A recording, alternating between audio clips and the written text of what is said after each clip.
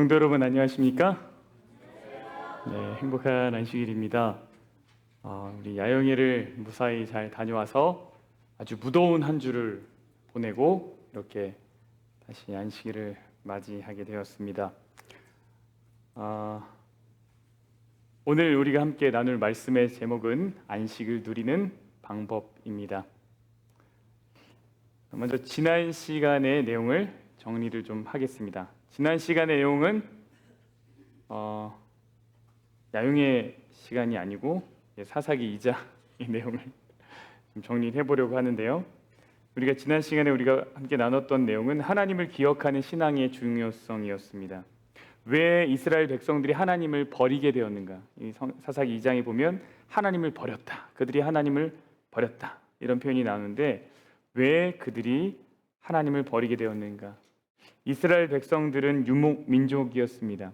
그리고 가나안에 정착할 때 그들이 바라봤던 세상은 그들이 경험하지 못했던 농경사회 그리고 어떤 새로운 세상이었습니다. 그게 아마 두려웠을 것이고 때로는 설레었을 텐데 광야를 경험하지 못한 이스라엘 백성들에게 광야의 하나님의 능력과 인도하심이 전혀 남아있지 않은 그 상태에서 그들이 새로운 곳에 정착하면서 들었던 수많은 이야기들이 그들의 마음을 흔들었고 하나님을 잊어버리게 만들었죠. 가나안에서 농사를 지으려면 바알을 섬겨야 돼. 너 가나안 살아봤어?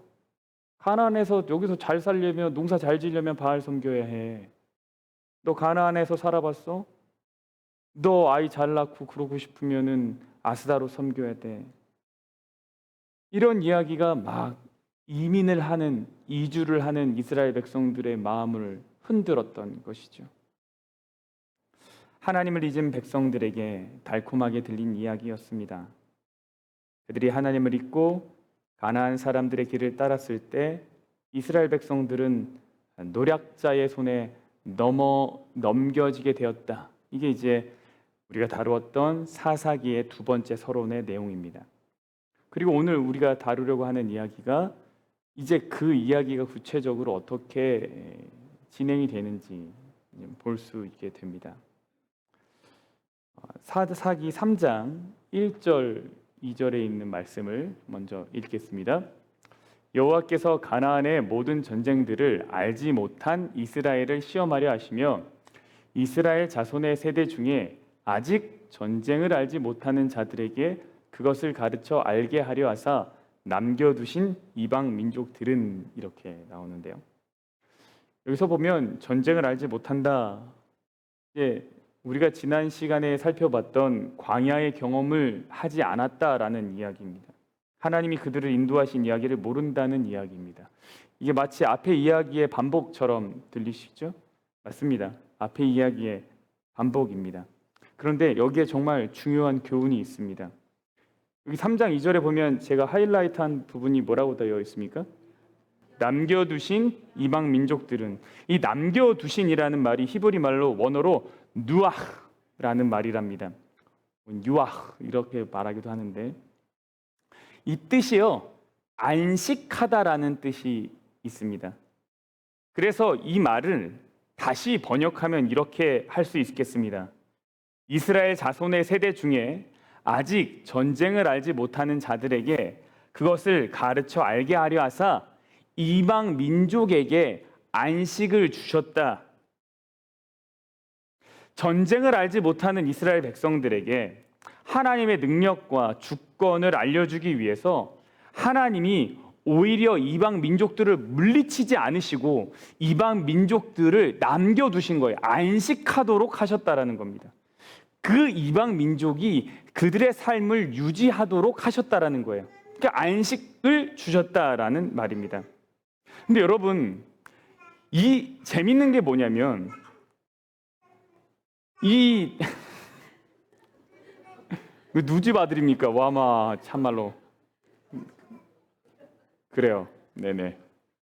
뭐 그럴 때가 된 거죠. 네. 재밌는 게 뭐냐면요,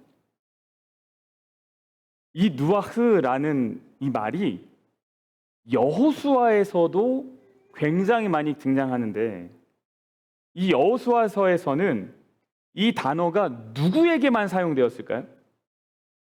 이스라엘 백성들에게만 사용되었습니다. 여기선 지금 이 안식을 주셨다. 누구에게 안식을 준 겁니까? 이방 민족에게 안식을 주셨죠. 여호수아서에서는 이 단어가 누구에게 사용되었느냐? 이스라엘 백성들에게 사용되었습니다. 한번 볼까요? 여호수아 1장 13절. 여호수아 1장이니까 가장 처음 서론이죠. 거기에 보면 이렇게 얘기합니다. 여호와께서 너희에게 뭘 주세요? 안식을 주시며. 15절. 여호와께서 너희를 안식하게 하신 것 같이. 이 서론에 등장한 안식이 어디에도 나오냐면 여호수아서의 마무리 단계에서도 계속 반복해서 등장합니다. 여호수아 21장 44절이요. 여호와께서 그들의 주위에 뭘 주셨어요? 안식을 주셨을 때. 22장 4절이요. 여호와께서 이미 말씀하신 대로 너희 형제에게 뭘 줘요? 안식을 주셨으니. 여호수아서의 가장 큰 주제는 뭐냐면 정복입니다. 가나안을 정복해라, 나아가라. 그리고 그것과 동일하게 중요하게 얘기하는 게 뭐냐면 하나님이 그들에게 뭘 주시고 싶으신 겁니까? 안식을 주시고 싶은 거예요. 그러니까 참 안식은 어떻게 일어나냐면 적이 정복될 때 비로소 일어나는 거예요. 참 안식은. 이게 우리의 삶에 영적으로도 적용할 수 있겠습니다. 우리가 진정한 안식을 누리는 때는 언제예요? 죄가 우리를 주장하지 못하게 될 때예요. 나의 적인 죄가 다스려질 때 우리 삶의 진정으로 뭐가 옵니까? 안식이 찾아오죠. 죄에서 자유하게 될 때 안식이 와요. 우리의 궁극적인 안식은 우리의 적인 사단이 완전하게 정복당한 때, 다시 말하면 새하늘과 새 땅이 세워질 때, 그때 우리의 진정한 안식이 찾아오죠. 하나님은 우리에게 이 안식을 주길 원하십니다. 그런데 여호수아서에서는 이스라엘에게 안식을 주시겠다라고 하는 것이 주된 내용인데 사사기에서는 이 안식을 주겠다, 안식을 준다라고 하는 이 누아흐가 이스라엘 백성들에겐 한 번도 사용된 적이 없습니다. 오히려 누구에게 사용돼요? 방금 보았듯이 이스라엘 백성들이 아니라 이방 민족에게 이 단어가 사용돼요. 여러분, 안식일을 준다라고 하는 이 문장의 주어가 누구입니까? 누가 안식을 주죠? 네, 이스라엘이 줍니까? 아니죠. 하나님이 주죠. 안식을 제공하는 주체는 하나님입니다. 성경에서 안식하게 하다, 안식을 주다, 이 말의 주어는 항상 하나님입니다. 이 얘기는 뭐냐면 우리의 안식은 철저하게 하나님과의 관계에서만 옵니다. 하나님을 떨어뜨려 놓고서는 이 안식을 경험할 수가 없습니다. 하나님이 주지 않으면 가질 수 없는 것이 안식입니다. 그래서 우리가 늘 뭐라고 얘기하냐면 안식일에 뭐 했다 그래요? 초청받았다라고 얘기하는 거예요. 하나님 우리에게 주신 거죠. 우리가 만들어낼 수 있는 것이 아니기 때문입니다. 우리가 스스로 도달할 수 있는 어떤 상태가 아닙니다. 안식이라는 것은 그런 거예요. 근데 하나님이 이스라엘에게 이 안식을 주시고 싶었어요. 그러니까 먼저 우리가 기억해야 될 건 뭐냐면 안식을 제공하는 주체는 하나님이다. 그런데 3장에서 이 안식의 대상이 이스라엘에게서 누구로 바뀌었다고요? 가나안 족속으로 바뀌었다고요. 여기에 이스라엘 백성의 딜레마가 있습니다. 이스라엘은 철저한 선민의식이 있었습니다. 선민의식이라는 것이 무엇이죠? 선택된 민족이라는 거예요. 누가요? 이스라엘이. 근데 이스라엘 백성들은 어떻게 생각했냐면 이스라엘만 선택된 백성이라고 생각했습니다. 그래서 이스라엘이 이 안식은 나의 소유라고 생각했습니다. 이스라엘 백성들이 이방인들이 잘 되는 것을 보면 그래서 분노하고 화를 내요. 왜 저들이 잘 되냐 말이죠. 왜 저들에게 평안이 오느냐 말이죠.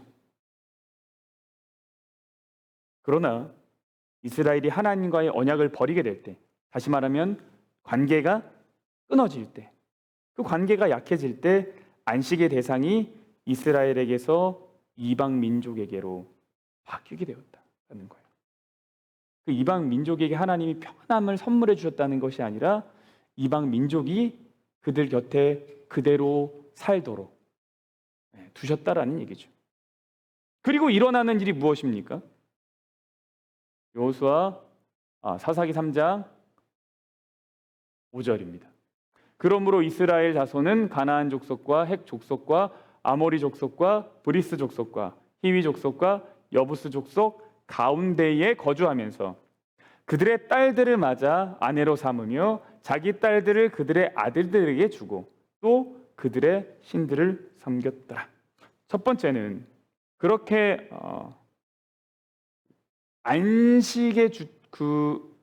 안식을 제공받는 존재가 바뀌게 되면서 하나님과의 관계가 이제 약해지면서요. 언약을 저버리게 되면서 이스라엘 백성들이 무슨 일이 일어나냐면 이 세 가지의 일이 일어납니다. 첫 번째는 이스라엘 백성들이 하나님과 언약 맺으면서 살지 않고 가나안 족속 가운데 거주를 하게 됩니다. 그들의 삶의 방식을 배우고 그들이 신을 섬기는 방법을 배우게 됩니다. 그렇게 되자 일어나는 일이 뭐냐면 그들과의 결혼입니다. 함께 거주하면 무슨 일이 일어나요? 눈이 맞죠. 함께 거주해요. 얼마나 분위기가 좋았겠어요. 가나안 사람들이 얼마나 잘해줬겠어요. 그들의 종교를 따르고 그들의 삶의 방식을 따른다고 하니까 가나안 민족에게 있어서는 구도자 아닙니까? 이스라엘 백성들이 엄청 잘해줬을 거예요. 이리 와봐, 이거 맛있어, 이거 먹어봐, 예배는 이렇게 드리는 거야, 제사는 이렇게 드리는 거야. 그럼 이스라엘 백성들이 어떻게 해요? 그렇구나. 그러는 가운데 오고 가는 정이 쌓이지 않았겠어요? 정이 쌓이니까 뭐 하는 겁니까? 또 자연스럽게 이제 결혼하는 거예요. 이 마음을 어떻게 누가 막겠어요?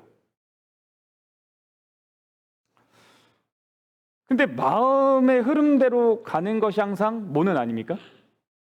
정답은 아니죠. 정답은 아니죠.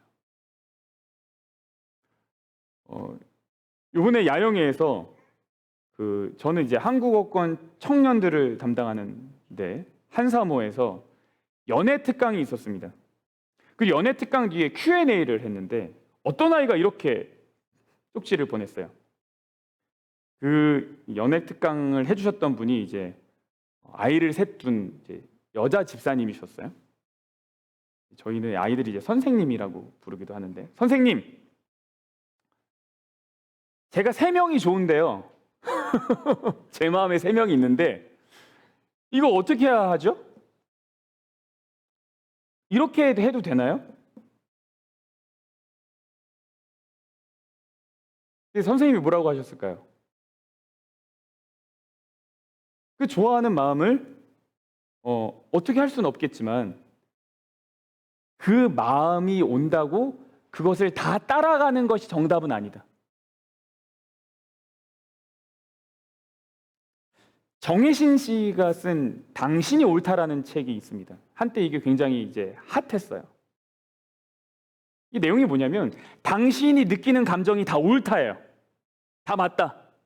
당신이 느끼는 것이 다 맞다. 당신이 슬픕니까? 그럼 슬픈 거예요. 남들이 그거 갖고 왜 슬퍼해? 다 듣지 마세요. 당신이 슬프다면 슬픈 겁니다. 당신이 마음이 아파요? 아픈 거예요. 뭐 이렇게 얘기를 하는 거예요. 다 그럴 만한 이유가 있었던 거다라는 말을 하는 거죠. 이 책의 얘기는 뭐냐면 공감이라는 것이 무엇인지를 알려주는 거예요. 그런데 이 말을 오해해서는 안 되죠. 나의 감정의 모든 것이 나의 모든 행동을 정당화한다는 말은 아니죠. 무슨 얘기인지 아십니까? 아이가 담배를 피우고 싶은 마음이 들었다 그래요. 그러면은 그 마음이 다 옳다 그래서 그 행동까지 옳다고 말할 수 없는 거예요. 그러니까 부모가 해야 될 역할은 뭐냐면 너가 지금 담배를 피우고 싶은 마음이 들었구나. 왜일까? 이렇게 접근하면 이제 공감하는 건데, 이 마음에 드는 것을 행동으로 다 옮기게 되면 어떻게 되는 거예요? 부모가 아이 담배 심부름을 가야 되죠. 마음이 간다고 행동까지 가는 것이 다 옳은 것은 아니다.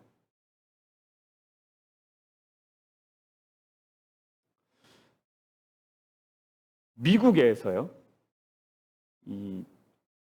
정말 나의 행복의 추구가 가장 중요하고 가장 먼저다라고 하는 사회적 인식이 불불 듯이 막 유행했던 적이 있습니다. 개인의 행복 추구권, 헌법에 보장된 개인의 행복 추구권, 이것이 극도로 이제 만연해지게 된 때가 이제 1960년대입니다. 이게 유행했습니다. 나의 가장 친한 친구인 나의 행복의 권리, 이것을 확보하고자 하는 것이 너무나 당연하게 된 시대. 그래서 자아의 행복을 끌어올리려는 이 열기가 정말 대세가 됐던 시대가 있었습니다. 그러니까 나의 행복을 막 추구하니까 사람들이 다 행복했을까요? 어떻게 됐을 것 같습니까? 실제로 데이터가 있는데, 이 데이비드 마이어스라고 하는 사람이 쓴 이 미국의 모순이라는 책이 있습니다. The American Paradox라는 책에 보면 무슨 얘기를 하냐면 1960년대부터 21세기 벽두까지 미국에서 이혼율은 2배가 증가했고요. 청소년 자살률은 3배가 증가했고, 폭력 범죄율은 4배가 증가했고, 교도소 수감자는 5배가 증가했고요. 사생아 출생률은 6배가 늘어났고요. 결혼이 아닌 동거는 무려 7배가 늘어났다라고 이제 데이터를 제시를 했습니다. 개인의 행복을 막 추구를 했는데 실제로 사회는 뭐 하지 않아요? 행복하지 않아요. 내 마음에 원하는 것을 그대로 다 실천하는 것이 뭐는 아니다. 행복은 아니더라. 행복은 아니더라. 그런데 이스라엘 백성들은 뭘 한 겁니까? 나의 행복을 위해서 그 마음이 따라가는 대로 한 거예요. 같이 지내다 보니까 눈이 맞았고요. 아무런 꺼리낌이 없어요. 그들이 섬기는 신과 그들이 살아가는 삶의 방식과 태도를 받아들이고 나의 것으로 삼는데 전혀 망설임이 없었어요.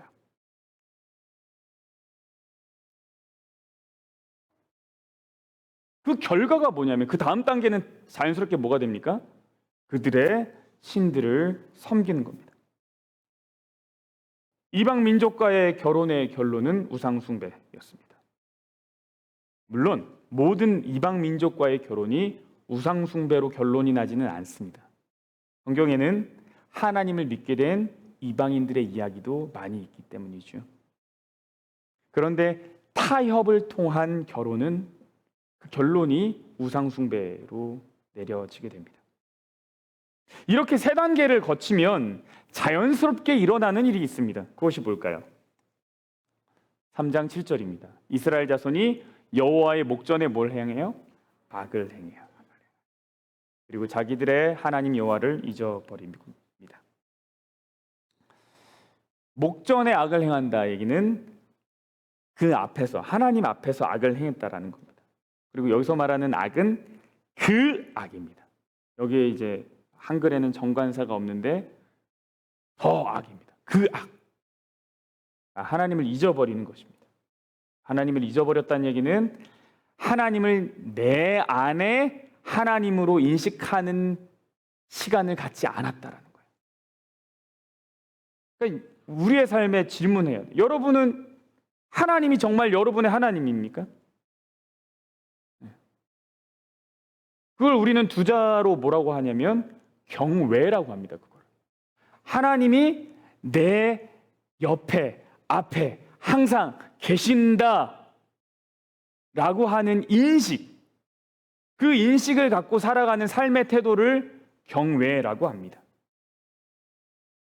근데 이스라엘 백성이 그걸 안 하는 거예요. 없어진 거죠. 여러분, 하나님을 경외하지 않는 삶을 살아가게 되면 그 다음에 어떻게 되나? 이런 일이 일어납니다. 여호와께서 이스라엘에게 진노하사 그들을 메소포다미아 왕 구산 리사다임의 손에 파셨으므로 이스라엘 자손이 구산 리사다임을 8년 동안 섬겼더니. 이 메소포타미아는 두강 사이라는 뜻입니다. 그리고 구산 리사다임은 두 배로 악한 구산이라는 뜻입니다. 두 배로 악한 구산. 그래서 아마 학자들이 얘기해요. 이제 역사적인 사료를 찾아봤는데 이 구산 리사다임 이런 왕은 없는 거죠. 실제로 찾아보니까. 그래서 이제 그리고 이름의 뜻을 찾아보니까 두 배로 악한 구산이거든요. 그래서 아마도 이스라엘 백성들이 그 사람한테 붙여준 칭호가 아니었을까 이렇게 생각합니다. 그러니까 이제 이렇게 별칭 같은 거죠. 근데 이스라엘 백성이 얼마나 괴로웠으면 그런 별명을 붙였겠어요. 얼마나 이스라엘 백성들 괴롭게 했으면. 그렇죠? 그런데요, 그렇게 팔리고 나서 몇 년을 있었습니까? 8년. 그 두 배로 악한 구산을 8년 동안 섬기면서요. 시간이 흘렀습니다. 그런데 어느 날 이스라엘 백성들의 마음을 울리는 어떤 사건이 있었던 것 같아요. 3장 9절에 이스라엘 자손이 여호와께 뭐합니까? 부르짖는 순간이 왔습니다. 어떤 계기가 이스라엘 백성들로 하여금 하나님을 부르짖게 했는지 성경에 나오지는 않습니다. 어떤 계기였는지 모르겠습니다. 그러나 우리가 알 수 있어요. 뭘 알 수 있어요? 어느 순간 이스라엘 백성들이 우상 숭배가 헛된 것이며 이 교의 우상은 나에게 아무런 도움이 되지 않는구나라는 것을 알게 된 순간이 온 거예요. 가나안 사람들 말 따라서 바알도 섬기면서 농사도 지어보고 아스다롯을 섬기면서 가정을 꾸려보고 그 사람들과 결혼을 해보고 살아가 보니 정말 행복할 줄 알았는데 뭐 한 거예요? 행복하지 않은 순간이 온 거예요. 그들이 실제로 섬기고 있던 건 행정적으로는 정치적으로는 구산 리사다임이었을지 모르겠지만 실제로 그들이 섬기고 있던 건 우상이었죠. 그들이 자신을 이용하는 아주 이기적인 존재라는 것을 이스라엘 백성들이 이제 알게 된 겁니다. 그래서 삶의 괴로움을 느끼고 있던 중에 어떻게 한 거예요? 부르짖은 거죠. 누구께? 하나님께. 종종 우리는 삶의 괴로운 순간을 경험할 때가 있습니다. 무엇인가 잘 풀리지 않을 때가 있습니다. 그리고 그 순간을 우리는 뭐라고 생각할 때가 있냐면 하나님이 나를 벌하신 순간이다라고 생각하는 경우도 있습니다. 오늘의 이야기도 어떻게 보면 그렇게 읽힐 수도 있겠죠. 왜요? 하나님이 이스라엘을 파셨다라고 표현되어 있으니까요. 그래서 생긴 어려움이라고 느낄 수 있을 것입니다. 그래서 이것을 하나님이 내리시는 일종의 징벌이라고 생각할지 모르겠습니다. 우선순위가 바뀐 삶을 살다가 어느 순간 삶의 어려움이 찾아올 때 하나님이 나한테 정신 차리라고 지금 이런 시간을 허락하셨구나 이렇게 느낄 때가 있단 말이에요.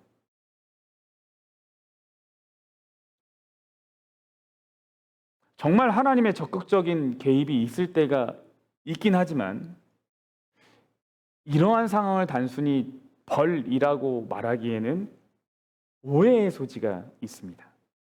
왜 그러죠? 종종 우리는 부모가 주는 벌조차 사랑을 느끼지 못할 때가 있기 때문입니다. 우리가 잘못해서 부모가 우리에게 벌을 줄 때가 있어요. 그건 돌아오라고 하는 게 목적이지 이 벌을 받아서 짜부라지라는 게 아니잖아요. 그죠? 네?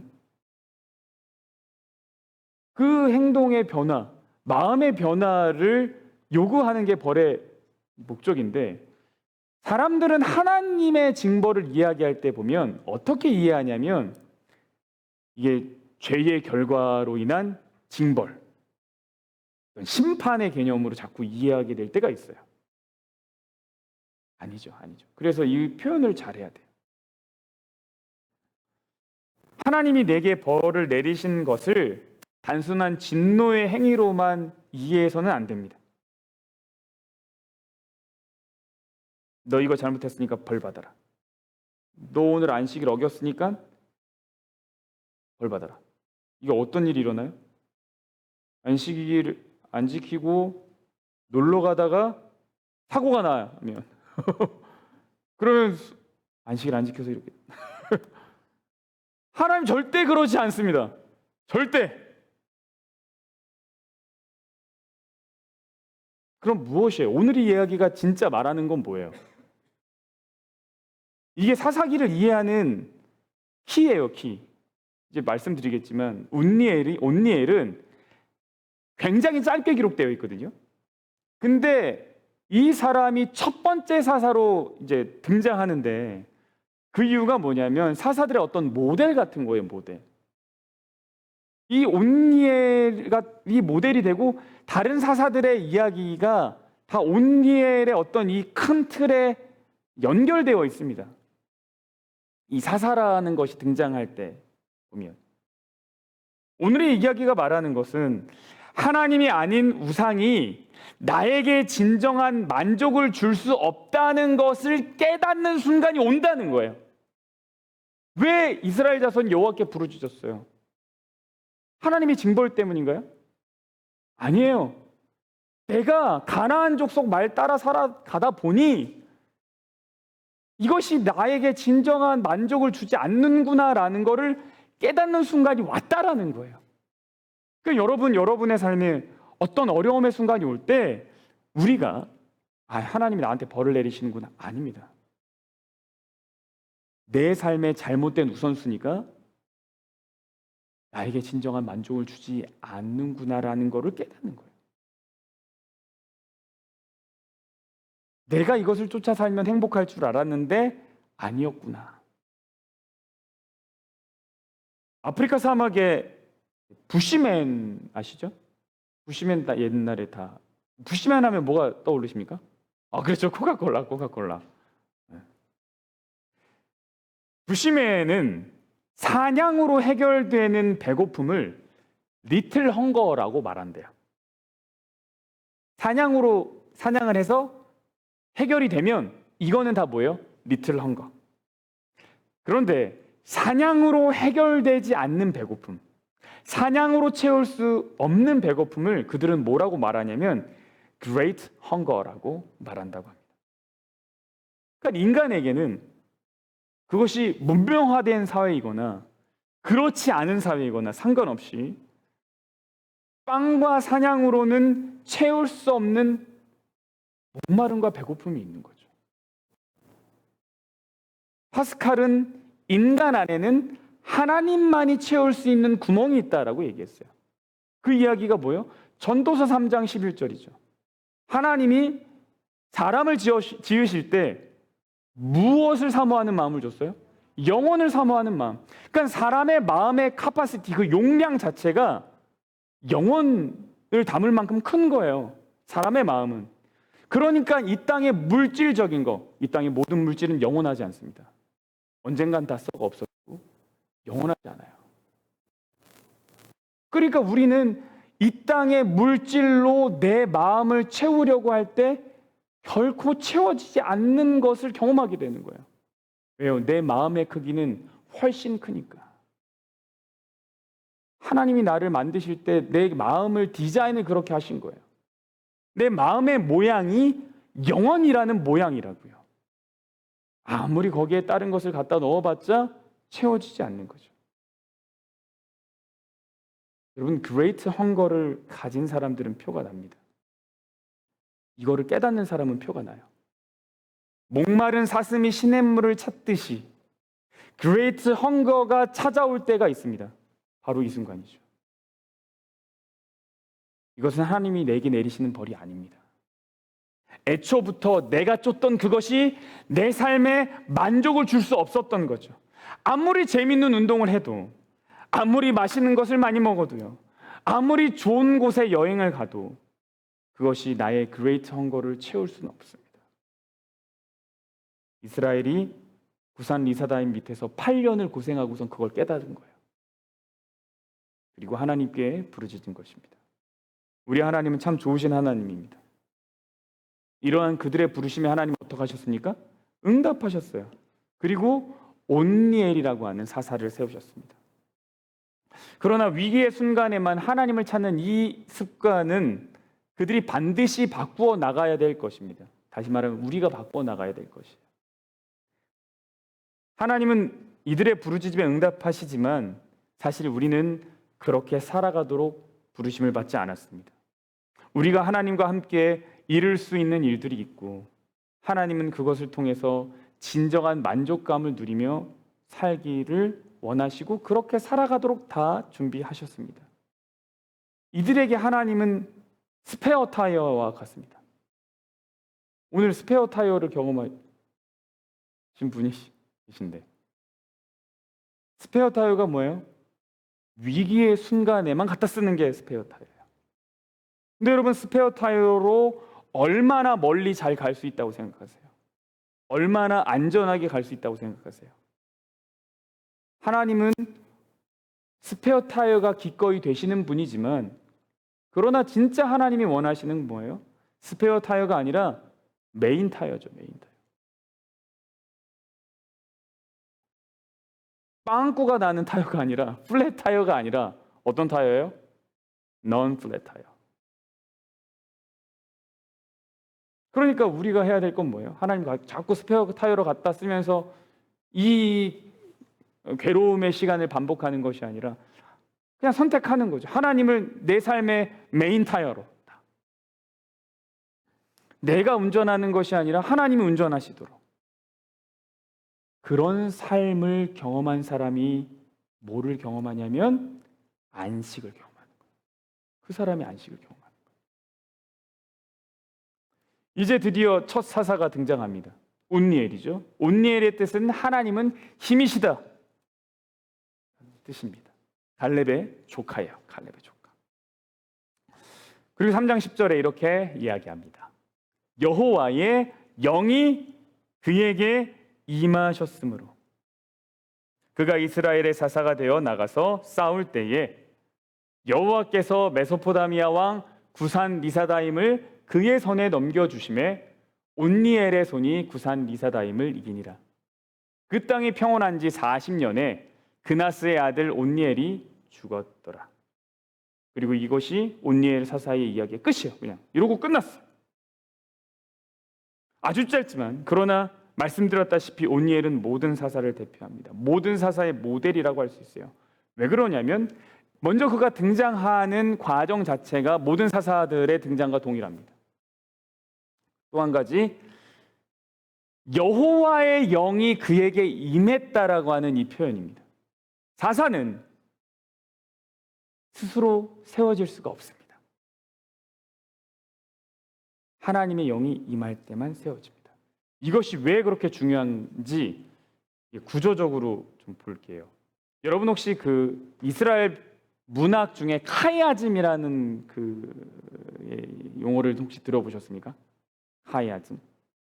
이제 우리말로는 이제 교차 대구법이라고 하는 겁니다. 그러니까 이스라엘 백성들이 글을 쓸 때, 과거에 성경 기자들이 글을 쓸 때 중요한 거를 어디에 두냐면 가운데에 둡니다. 그리고 앞뒤의 내용이 대치가 되게 해요. 이렇게 됩니다. 그래서 온니엘의 이야기는 이렇게 구성되어 있어요. 7절에 이야기가 시작돼요. 그리고 구산 리사다임을 섬기게 됩니다. 그리고 구원자가 등장했다 이렇게 얘기를 해요. 그 다음에 10절에 뭐라고 했냐면 그 구원자에게 여호와의 신이 임했다라는 이야기를 합니다. 그리고 다시 이제 A, B, C, D가 되고 다시 C 다시가 되는데 다시 구원자의 이야기가 나와요. 온니엘이죠. 구원자가 등장을 이미 했는데 다시 구원자가 등장해서 사사가 되어서 나갔다라는 얘기를 합니다. 그리고 10절에 구산 리사다임을 이기는 이야기가 나와요. 그리고 11절이 이야기가 끝이 납니다. 그럼 이 운니엘의 이야기에서 가장 중요한 건 뭐라고요? 중간 여호와의 신이 온니엘에게 임했다라고 하는 이 부분입니다. 성경 기자가 궁극적으로 말하고 싶은 건 이것이었어요. 여호와의 영이 임했을 때 사사가 돼요. 여호와의 영이 임할 때 구원이 오고요. 여호와의 영이 임할 때 문제 해결이 시작되고 여호와의 영이 임할 때 변화가 일어납니다. 우리 스스로의 힘으로는 결코 사사가 될 수 없고 우리 스스로의 힘으로는 결코 안식을 만들어낼 수가 없어요. 여호와의 영이 임할 때. 그래서 여러분, 하나님의 영이 아니면 우리의 삶에 뭐는 찾아오지 않을까요? 안식은 찾아오지 않습니다. 여러분의 삶이 안식을 누리길 원하신다면 반드시 구해야 될 것이 있습니다. 바로 성령 하나님입니다. 그분이 우리 삶을 채우지 않으면 우리 삶에 안식은 오지 않습니다. 우리가 안식일을 정말 자유롭게 누리길 원한다면 내가 하고 싶어하는 일과 하나님께서 요구하시는 일 사이에서 줄다리기 하면서 두 주인을 섬기려고 고민하는 것이 아니라 성령 하나님을 구하십시오. 일단 구하십시오. 그리고 그분이 내 안에서 하시고자 하시는 일을 하도록 한번 허락해 보십시오. 그러면 그 전과는 다른 안식일을 경험할 수 있습니다. 이게 성경의 오늘 이야기에 나타난 원칙입니다. 그래서 11절에 뭐라고 말해요? 그 땅이 평온한 지 40년이 되었다라는 얘기예요. 이야기의 끝이 이렇게 끝나죠. 하나님은 우리에게 안식일 선물로 주시고 싶어 하시는데 하나님의 영이 아니면 일어나지 않아요. 온니엘의 이야기는 이것을 아주 적나라하게 대조해서 보여줍니다. 한번 볼까요? 자, 8절에요. 여호와께서 이스라엘에게 진노하사 그들을 메소포타미아 왕 구산 리사다임의 손에 뭐 했대요? 파셨대요. 근데 온니엘이 등장한 다음에 10절에 어떤 일이 일어납니까? 여호와께서 구산 리사다임을 그의 손에 넘겨줬다. 그의 손에 뭐 했다는 얘기예요? 팔았다는 얘기죠. 팔았다는 얘기예요. 그러니까 이렇게 표현할 수 있겠죠. 이스라엘이 구산 리사다임한테 팔렸는데요. 사사가 나타나서 이 구산 리사다임을 하나님한테 다시 팔아버린 겁니다. 그러니까 인간은 사단의 손에 넘겨졌는데요. 사단에게 팔린 거죠. 그러니까 우리는 그의 손 아래에 들어가는 거예요. 그런데 이 사단이 그리스도 손에 넘겨졌죠. 그리스도에게 팔렸어요. 그리스도의 통치 아래에 사단이 완전히 들어가는 거죠. 그래서 제가 알았어요. 하나님이 하시는 일이 뭐냐? 주어와 목적어를 교체하는 거구나. 주어와 목적을 교체하는 거예요. 그 전까지의 내 삶의 주어는 뭐예요? 구산 리사다임이에요. 사단이죠. 이거 나를 주인처럼 내가 팔렸으니까요. 근데 하나님이 하시는 일은 뭐예요? 이 내 삶의 주인이었던 구산 리사다임을 그분의 목적으로 완전히 교체하시는 거죠. 그리고 내 삶의 주어는 누굽니까? 그리스도가 되는 거죠. 우리의 삶의 참 안식은 주어가 바뀔 때 찾아옵니다. 그리고 주어가 바뀌는 일은 오직 성령 하나님만이 하실 수 있습니다. 여러분, 우리를 지금 나를 가장 쥐고 있는 것이 무엇입니까? 여러분, 우리의 주어가 뭔지 지금 잠깐 생각해 보자고요. 나를 정말 쥐고 있는 것, 돈입니까? 자녀 문제입니까? 배우자입니까? 죄송하지만 심지어 그것이 자녀일지라도, 그것이 배우자일지라도 여러분, 그들이 우리의 주어가 되어서는 안 됩니다. 그러면 우리는 그레이트 헝거를 느낄 수밖에 없어요. 여러분의 자녀가 여러분의 주인이 되는 순간 그레이트 헝거가 옵니다.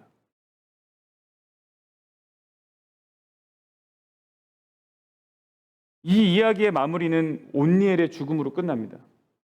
그냥 이렇게 죽었다. 그리고 끝이 나요. 인간 리더의 한계이죠. 인간 구원자의 한계입니다. 누구도 영원한 구원자가 될 수 없습니다. 그래서 이 글을 읽으면서 안타까울 수밖에 없어요. 왜 더 살지? 왜 죽었어? 왜 40년밖에 안 됐어?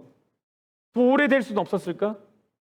여러분이 정말 이스라엘 백성이었다면 이렇게 끝나는 거에 대해서 어떻게 되는 거? 왜 이렇게 끝날 수밖에 없는 거야? 안타깝지 않으시겠어요?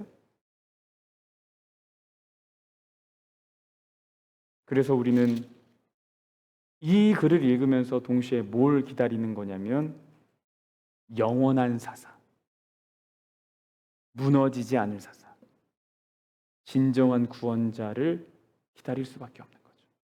네. 그래서 이 온니엘의 이야기가 사실 굉장히 짧지만 이 사사기의 전반적인 구조 그리고 핵심적인 이야기를 담고 있다 이렇게 볼 수 있겠습니다. 여러분, 오늘 우리는 안식을 누리는 방법을 살펴보았습니다. 하나님은 우리에게 안식을 주시길 원하고 그 진정한 안식은 주어가 바뀔 때 일어나요. 그리고 그 일은 오직 누구만 하실 수 있습니까? 성령 하나님만. 진짜 그래서 우리가 성령 하나님을 구하는 그레이트 헝거를 느끼면 좋겠습니다. 제가 여러분께 성령을 구하십시오 그런다고 여러분이 구하시겠습니까? 절대요, 절대. 만약 그렇게 해서 될 일이었으면 진작이 되고도 남았죠. 여러분, 우리 스스로가 그레이트 헝거를 느껴야 돼요. 하나님께 부르짖어야죠. 내 삶의 우선순위가 잘못되었구나를 느껴야죠. 그래서 내 삶에 만족감이 없구나를 느껴야죠.